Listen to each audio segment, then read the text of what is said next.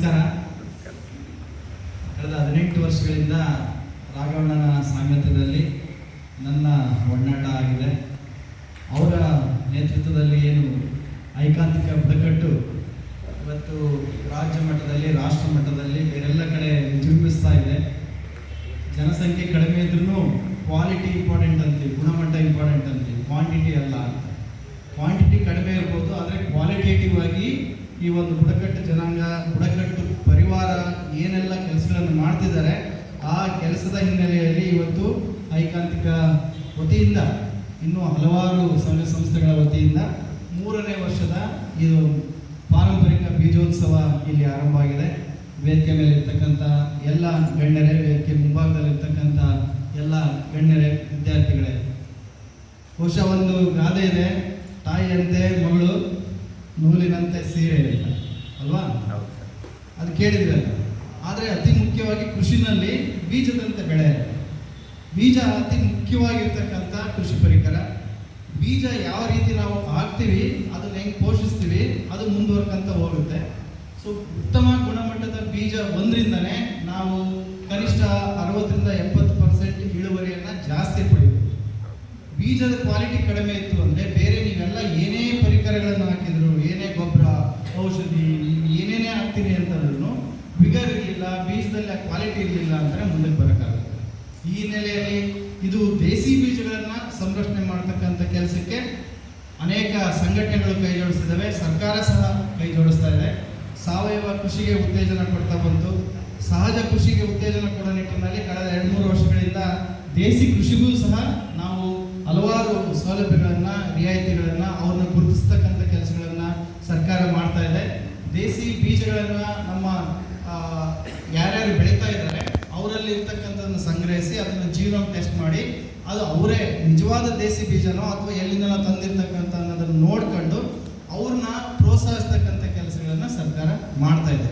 ಆ ನಿಟ್ಟಿನಲ್ಲಿ ನಾವೇನು ಈ ನಮ್ಮ ಮಟ್ಟದಲ್ಲಿ, ರಾಜ್ಯ ಮಟ್ಟದಲ್ಲಿ ಬಿಡಿ, ಜಿಲ್ಲಾ ಮಟ್ಟದಲ್ಲಿ ಮೊದಲು ನಾವು ನಮಗೆ ಬೇಕಾಗಿರ್ತಕ್ಕಂಥ ಬೆಳೆಗಳನ್ನು, ತರಕಾರಿಗಳನ್ನು ನಾವೇ ನಮ್ಮ ಹೊಲದಲ್ಲಿ ಒಂದು ಕಡೆ ಬೆಳ್ಕೊಂತ ಇದ್ವಿ.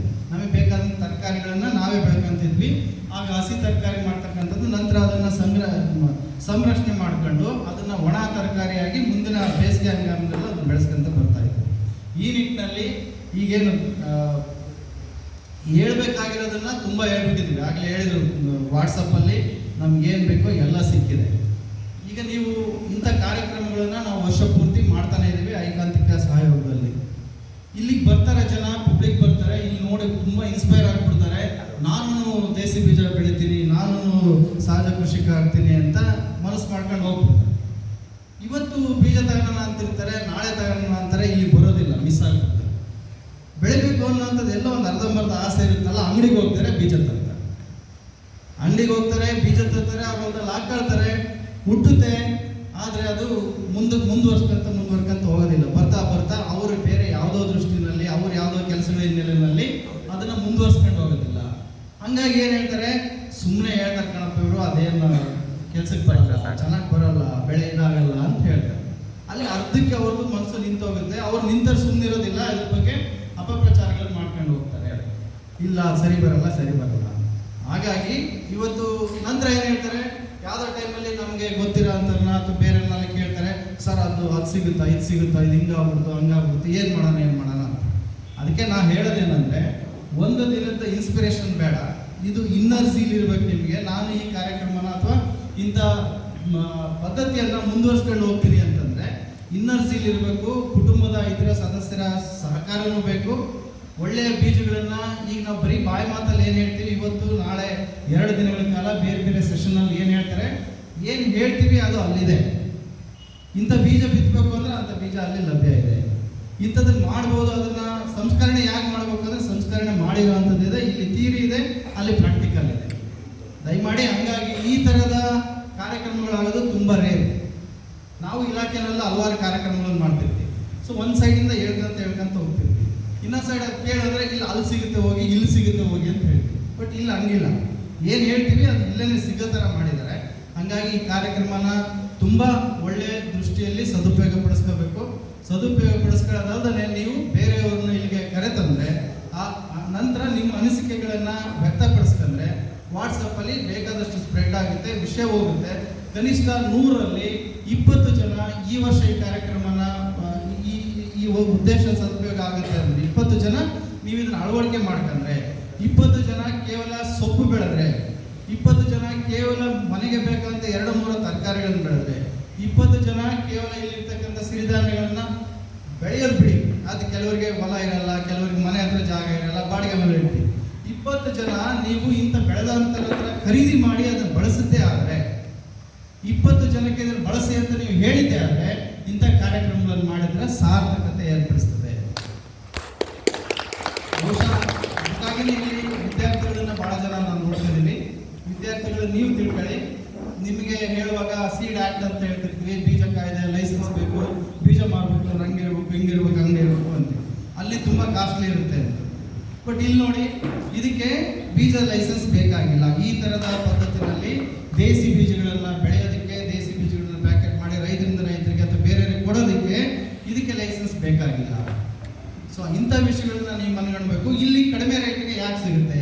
ಕೆಲವೊಂದು ನಮ್ಮ ಮನಸ್ಸಲ್ಲಿ ಏನಾಗ್ಬಿಟ್ಟಿದೆ, ಕಮ್ಮಿ ರೇಟಿಗೆ ಕೊಡ್ತಾನೆ ಬೀಜ ಅಂದರೆ ಸರಿ ಇಲ್ಲ, ಅದೇನು ಕ್ವಾಲಿಟಿ ಬರೋಲ್ಲ, ಅಷ್ಟೊಂದು 100,000 ರೂಪಾಯಿ ಕೊಟ್ಟದ್ದೇ ಹುಟ್ಟಲ್ಲ, ಇನ್ನು 10 ರೂಪಾಯಿ ಇನ್ನೆಲ್ಲಿಂದ ಬರ್ತವೆ ಅನ್ನೋದು ನಮ್ಮ ಸಾರ್ವಜನಿಕರು ಕೆಲವರು ಗೊತ್ತಿಲ್ಲದೆ ಇರುತ್ತೆ ಇರ್ತದೆ. ಇಲ್ಲಿ ಕಡಿಮೆ ಯಾಕಾಗುತ್ತೆ ಅಂದರೆ ಇಲ್ಲಿ ಖರ್ಚುನು ಕಡಿಮೆ ಇರುತ್ತೆ. ನಾವು ಅದನ್ನು ಉತ್ಪನ್ನ ಮಾಡಬೇಕು ಅಂತಂದರೆ ಬೇರೆಯವರು ಬೇರೆ ಬೇರೆ ಮೆಥಡನ್ನು ಯೂಸ್ ಮಾಡಿಕೊಂಡು ಜಾಸ್ತಿ ಖರ್ಚು ಮಾಡಿ ಜಾಸ್ತಿ ರೇಟ್ ಮಾರಾಟ ಮಾಡಲೇಬೇಕಾಗ್ತದೆ. ಇಲ್ಲಿ ನಮ್ಮದು ಈ ಪದ್ಧತಿನಲ್ಲಿ ಕಡಿಮೆ ಖರ್ಚಿನಲ್ಲಿ ಉತ್ಪನ್ನ ಬರುತ್ತೆ. ಹಾಗಾಗಿ ಕಡಿಮೆ ಖರ್ಚಿನಲ್ಲಿ ನಾವು ಬೇರೆಯವರಿಗೆಲ್ಲ ಸೀಡ್ಗಳನ್ನ ಕೊಡ್ತಾ ಇರ್ತೀವಿ. ಪ್ಲಸ್ ಇದು ಈ ಪದ್ಧತಿ ಒನ್ ಟೈಮ್ ಇನ್ವೆಸ್ಟ್ಮೆಂಟ್. ನೀವು ಯಾವಾಗಲೂ ಪ್ರತಿ ವರ್ಷನೂ ಬೀಜನ ಇಲ್ಲಿಂದನೇ ತಗೊಂಡು ಹೋಗ್ಬೇಕು, ಇಂಥ ಮೇಳಕ್ಕೆ ಹೋಗ್ಬೇಕು ಅಂತ ಏನಿಲ್ಲ. ಅದು ಬೇರೆ ಬೇರೆ ಪದ್ಧತಿಗಳಲ್ಲಿ ಅದು ಆ ಥರ ಸಿಗೋದಿಲ್ಲ. ದೇಸಿ ಪದ್ಧತಿನಲ್ಲಿ ನೀವು ಒಂದ್ಸಲ ಏನು ಬೆಳೆಯನ್ನು ಬೆಳ್ಕೊಂತೀರಿ, ನೀವು ಅದನ್ನು ಮುಂದಿನ ಸಲಕ್ಕೆ ಬಳಸ್ಬೋದು. ನೀವು ನಿಮ್ಮ ನೆಂಟರು ಬೀಗರು ತುಂಬ ಕ್ಲೋಸ್ ಇರೋವಂಥ ಫ್ರೆಂಡ್ಸ್ಗೆ ಆ ಬೀಜಗಳನ್ನು ನೀವು ಬೇರೆಯವರಿಗೆ ಕೊಟ್ಟು ಪ್ರೇರೇಪಣೆ ಮಾಡಬಹುದು.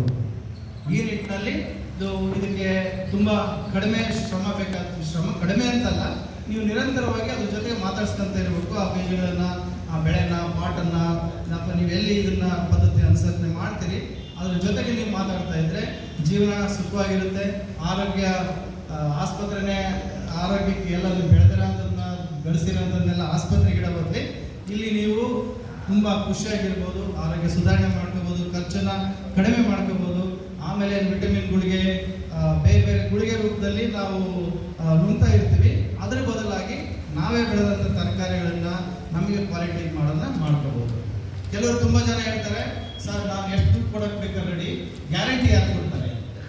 ಇದು ಸಾವಯವನೇ, ಇದು ಔಷಧಿನೇ ಹೊಡೆದೇ ಇಲ್ಲ ಅನ್ನೋದು ಗ್ಯಾರಂಟಿ ಯಾರು ಕೊಡ್ತಾರೆ ಅಂತ ಬರ್ತಾರೆ. ದುಡ್ಡಿರುತ್ತವನ ಹತ್ರ ಗ್ಯಾರಂಟಿ ಯಾರು ಕೊಡೋದಿಲ್ಲ. ನನಗೆ ನಾನೇ ಗ್ಯಾರಂಟಿ. ನನ್ನ ಕಣ್ಣಾರೆ ಏನು ನೋಡಿರ್ತೀನಿ, ನಾನೇನು ಬಳಸಿರ್ತೀನಿ, ನಾನೇನು ಬೆಳೀತಾ ಇದ್ದೀನಿ, ನಮಗೆ ನಾವೇ ಗ್ಯಾರಂಟಿ ಬರ್ತು, ಬೇರೆ ಯಾರಿಗಾರು ಗ್ಯಾರಂಟಿ ಕೊಡೋಕ್ಕಾಗೋದಿಲ್ಲ.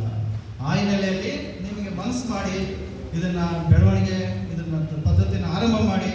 ಸ್ಟಾರ್ಟಿಂಗಲ್ಲಿ ಸಣ್ಣ ಪುಟ್ಟ ಪ್ರಾಬ್ಲಮ್ಸ್ ಬರ್ಬೋದು, ಗಿಡ ಒಣಗೋಗ್ಬೋದು, ಹೂವು ಆಗದೇ ಇರ್ಬೋದು, ಕಾಯಿ ಬಿಡದೇ ಇರ್ಬೋದು. ಆದರೆ ನಿರಂತರತೆ, ಕಂಟಿನ್ಯೂಟಿ ನಿಮ್ಮಲ್ಲಿ ಇತ್ತು ಅಂದರೆ 100% ಇದು ನಿಮ್ಮ ಕೈ ಹಿಡಿತದೆ. ಇದು ಥಿಯರಿ ಅಲ್ಲ.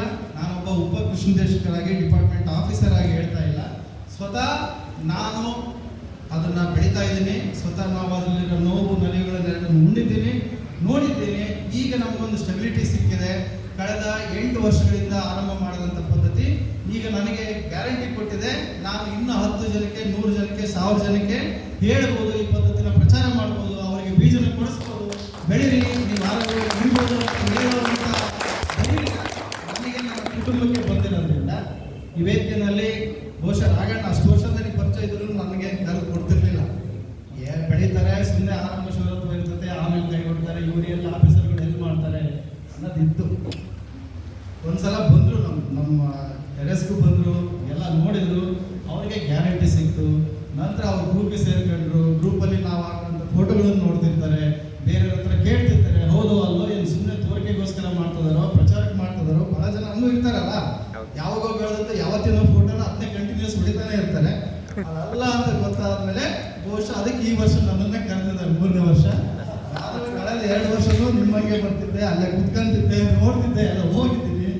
ಇದು ನನ್ನ ಸದೈವ ಅಂತ ಭಾವಿಸ್ತೀನಿ. ರಾಘಣ್ಣ ಯಾವಾಗಲೂ ಈ ಪದ್ಧತಿಗೆ ನಿಜವಾಗ್ಲೂ ಶಕ್ತಿ ಇದೆ. ಕೆಪಾಸಿಟಿ ಇದೆ ಮುಂದುವರ್ಸ್ಕೊಂಡು ಹೋಗೋದಕ್ಕೆ. ಕ್ವಾಂಟಿಟಿ ಕಮ್ಮಿ ಇದ್ರೂ ಕ್ವಾಲಿಟೇಟಿವ್ ಆಗಿ ಈ ಒಂದು ಪದ್ಧತಿ, ಈ ಒಂದು ಬೀಜೋತ್ಸವ, ನೀವು ನಿಮ್ಮ ಏನು ಆಂದೋಲನ ನಡೀತಾ ಇದೆ, ಉತ್ಪನ್ನಗಳನ್ನು ನೀವು ಮಾರಾಟ ಮಾಡ್ತಿರೋವಂಥದ್ದು, ಅದು ಅಲ್ಲಿಗೆ ಕರೆಸಿ ಬೇರೆ ಬೇರೆಯವರಿಗೆಲ್ಲ, ಕೆಲವರು ಇವತ್ತು ಬರೋಕ್ಕಾಗಲಿಲ್ಲ ನಾಳೆ ಬರಲ್ಲ ಅಂತಾರೆ, ನಾಡಿದ್ದು ಬರಲ್ಲ ಅಂತಾರೆ, ಅವ್ರಿಗೆ ಯಾವತ್ತು ತಿಳಿತೋ ಅವ್ರು ಬರಲ್ಲ ಅಂತಾರೆ. ಅವ್ರು ಡೇಟ್ ಕೊಡ್ತಾರೆ, ಆ ಡೇಟಿಗೆ ಅವ್ರು ಅಲ್ಲೇ ಇರ್ತಾರೆ, ಕರ್ಕೊಂಡೋಗೆಲ್ಲ ಅವ್ರು ತೋಟ ತೋರಿಸ್ತಾರೆ, ಉತ್ಪನ್ನಗಳನ್ನು ಬೇಕು ಅನ್ನೋದನ್ನ ಮಾರಾಟ ಮಾಡ್ತಾರೆ. ಈ ಥರ ಸಿಗೋದು ಕಷ್ಟ. ಅಂಥದನ್ನ ನಾವು ಸುದೈವ ದಾವಣಗೆರೆಯಲ್ಲಿ ಅದು ಹೆಚ್ಚಿನ ಮಟ್ಟದಲ್ಲಿದೆ. ಈಗೀಗ ತುಂಬ ಖುಷಿ ಆಯ್ತು, ಶಿವಮೊಗ್ಗದಲ್ಲಿ ಈ ಬುಡಕಟ್ಟು ಆರಂಭ ಆಗ್ತಿರೋವಂಥದ್ದು, ಚಿತ್ರದುರ್ಗದಲ್ಲಿ ಮಾಡ್ತಿರೋವಂಥದ್ದು, ಹಾವೇರಿಯಲ್ಲಿ ಮಾಡ್ತಿರೋವಂಥದ್ದು. ಸೊ ಹಿಂಗೆ ಇದು ಪ್ರಚಾರ ಆಗ್ತಾ ಆಗ್ತಾ ಬೇರೆ ಬೇರೆ ಎಲ್ಲ ಜಿಲ್ಲೆಗಳಿಗೆ ಹೋಗಲಿ. ಈ ಬುಡಕಟ್ಟು ಏನು ನನ್ನ ಕಾನ್ಸೆಪ್ಟ್ ಇದೆ, ಇನ್ನೂ ಹೆಚ್ಚು ದೊಡ್ಡ ಮಟ್ಟದಲ್ಲಿ ಜಾಸ್ತಿ ಸಂಖ್ಯೆ ಸೇರ್ಪಡೆ ಆಗಲಿ ಅಂತ ಹೇಳಿ ನನಗೆ ಈ ಕಾರ್ಯಕ್ರಮಕ್ಕೆ ಕರೆಸಿ ಮಾತಾಡಲಿಕ್ಕೆ, ಅಲ್ಲಿರೋಂಥ ಎಲ್ಲದನ್ನು ನಾವು ನೋಡಿದ್ದೀವಿ. ನೀವು ಹೊಸ್ದಾಗಿ ನೋಡಿರೋಂಥವ್ರು ಕಡಿಮೆ ರೇಟಲ್ಲಿ ಫ್ರಿಡ್ಜ್ ಸಿಗುತ್ತೆ. ಈಗ ಒಳ್ಳೆ ಸಕಾಲ ಫ್ರಿಡ್ಜ್ ತಗೊಳ್ಳೋಕ್ಕೆ, ಸುಮ್ಮನೆ ಎಲ್ಲೆಲ್ಲೋ ಹೋಗಿ ಯಾವುದಾದ್ರು ಕಂಪ್ನಿ ಫ್ರಿಡ್ಜ್ ಇನ್ನೂ ಕಡಿಮೆ ರೇಟಿಂದ ಇಲ್ಲ ಮಣ್ಣಿನ ಫ್ರಿಡ್ಜ್ ಇದೆ, ಮಣ್ಣಿನ ಫ್ರಿಡ್ಜ್ ತಗೊಳ್ಳಿ. ಬೀಜಗಳನ್ನು ಈಗ ರೈಟ್ ಟೈಮ್ ಪರ್ಚೇಸ್ ಮಾಡೋಕ್ಕೆ, ಯಾಕೆಂದರೆ ಇಲ್ಲಿಂದ ಮುಂದಕ್ಕೆ ಬಿತ್ಬೋದು. ಜೂನ್ 6ನೇ ತಾರೀಕು ನಮಗೆ ಕರೆಕ್ಟಾಗಿ ಮಳೆ ಬರುತ್ತೆ, ಮೃಗಶಿರ ಮಳೆ. ಜೂನ್ 6ರಿಂದ ಮುಂಗಾರು ಆರಂಭ ಆಗುತ್ತೆ. ಇಲ್ಲಿವರೆಗೂ ನೀವು ಬೀಜ ಹಾಕಿದ್ದೆಲ್ಲ ಹುಟ್ಟಿ ಸತ್ತಿರ್ತವೆ, ಬಿಸಿಲು ತಡ್ಕೊಳಕ್ಕಾಗಿರೋದಿಲ್ಲ. ಇನ್ನೊಂದು ವಾರ 10 ದಿನ ನಂತರ ನೀವೇನು ಬೀಜ ಬಿತ್ತೀರಿ ಅವು ಡೆಫಿನೆಟಾಗಿ ಹುಟ್ಟುತ್ತೆ. ಮುಂದೆ ಇನ್ನೊಂದು 2-3 ತಿಂಗಳಿಗೆ ನಿಮಗೆ ಆಹಾರ ಆಗುತ್ತೆ. ಸೊಪ್ಪಿಂದ ಸ್ಟಾರ್ಟ್ ಮಾಡಿ ಬೇರೆ ಬೇರೆ ತರಕಾರಿಗಳನ್ನ ಬೆಳೀರಿ. ಹೊಲ ಜಾಸ್ತಿ ಇತ್ತು ಅಂತಂದರೆ ದೇಸಿ ಬೀಜಗಳನ್ನು, ಬಳ್ಳಿಗಳನ್ನು ಅದೆಲ್ಲ ಬೆಳೆದು ಮುಂದಿನ ಕಾರ್ಯಕ್ರಮಕ್ಕೆ ನೀವು ಸಹ ಈ ಥರ ಏನು ಎಕ್ಸಿಬಿಷನ್ ಮಾಡಿದ್ದಾರೆ, ಮೆಟೀರಿಯಲ್ ತಂದಿದ್ದಾರೆ, ಆ ಖುಷಿಯನ್ನು ಅನುಭವಿಸಿ ಅಂತ ಹೇಳ್ತಾ ಮತ್ತೊಮ್ಮೆ ತಮ್ಮೆಲ್ಲರಿಗೂ ಹೃತ್ಪೂರ್ವಕವಾದಂಥ ವಂದನೆಗಳನ್ನು ಅನಿಸ್ತೀನಿ. ನನ್ನ ಮಾತಿಗೆ